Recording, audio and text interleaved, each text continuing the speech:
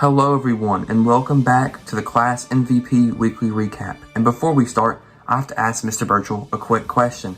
Hey Mr. Birchall, did you grade that assignment I turned in 2 weeks ago? I didn't think you did. Now let's go over the weekly recap.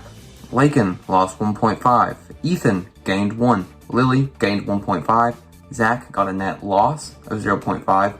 Lauren -1. Kinley lost 6. What a surprise. Izzy a net gain of 0.5. Katie gained 1.5. Mr. Birchall went up 1 and down 1. Mr. Carpenter's class got -5. Haley got -0.5 and Sarah E got +1.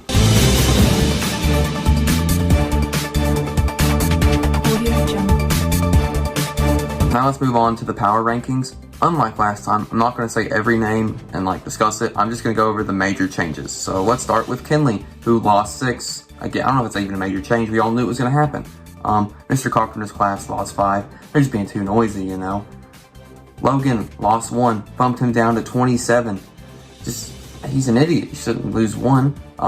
Lakin, I was really high on, lost 0.5, which was really disappointing. Lauren lost 1 for not being here.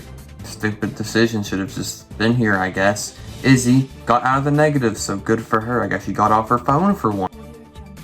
Haley lost 0.5 for not being here. Big mistake. Should have just been there here. It's not that hard. At number 8, we have Sarah E, who I said to buy into, by the way, and she gained 1. That's really smart.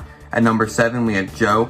Don't know who that is, but he gained 2, and I'll talk about him later. At number 6, we have Katie, who I said to sell in, and that's a big mistake. She's done really good. And also, Katie, I'm really sorry for putting that picture of you up, but here it is again.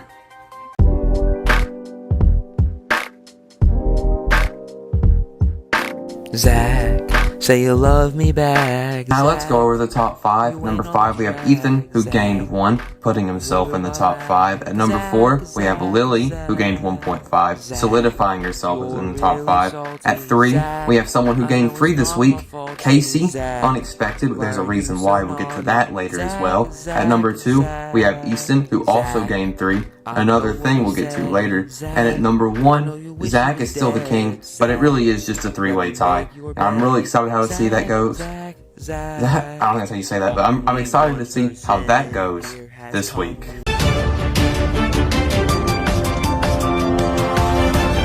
We have a new segment. We have the top 5 plays of the week and the bottom 5 plays of the week.